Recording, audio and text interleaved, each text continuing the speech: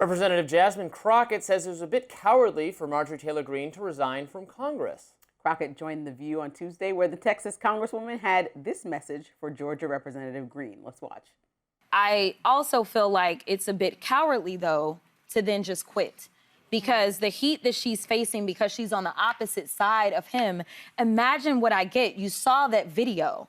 When I say that I get death threats, that's a very real thing. When I say that the House doesn't protect you just because the president comes after you, that's a very real thing. You get your protection, you get your detail because of your elected status in caucus. You don't get it because you necessarily have a whole lot of death threats. So, you know, I say good luck to her.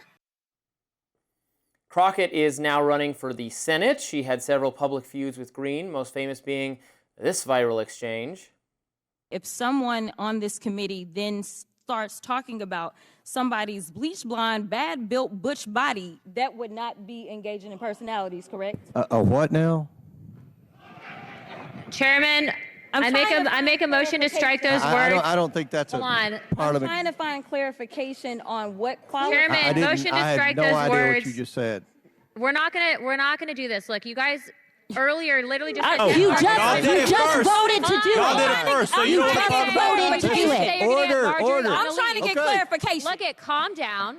Calm No, down. because this I is would what like to y'all get do. through proceedings. So I'm trying to Hey, get Miss clarification. Crockett, you're not Y'all wanna recognized. play Miss games? I can't hear Crockett. you with your yelling.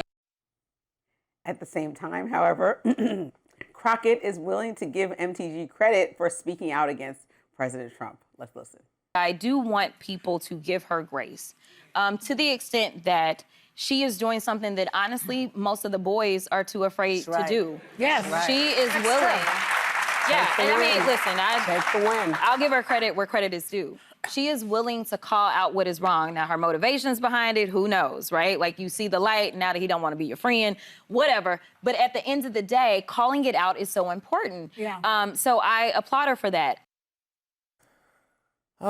Princess Jasmine. I love that. Princess Jasmine. She is not my favorite, as you know. I hope you take the same tone of when you know, earlier this week I said, oh, if you're very upset at somebody, treat them like you treat Jasmine Crockett, and you're like, this was wrong. That's all I was say is wrong. Yeah. So I want you to take that same calm tone. She can say whatever she wants. I'm not actually bothered by anything she said in this interview, to be clear. I also, even though I'm mostly sympathetic or in agreement with Marjorie Taylor Greene on a lot of things, not everything, but a lot of things, I too don't think, I'm not in love with the decision to resign from Congress. It's not a long term. The House terms are 2 years.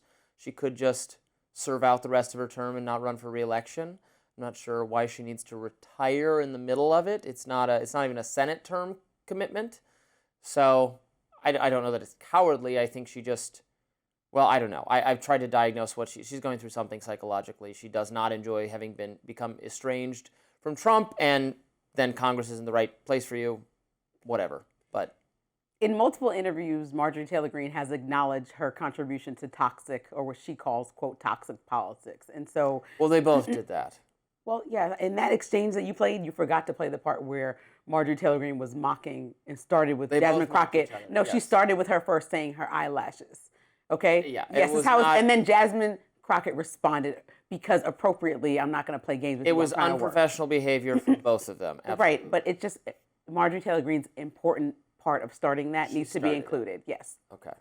So Marjorie Taylor Greene has added to the vitriol in multiple ways. Jasmine Crockett is one example. I mean, she's called Nancy Pelosi Gestapo, I believe, in a One America interview. She has met with the January 6th organizers multiple times prior.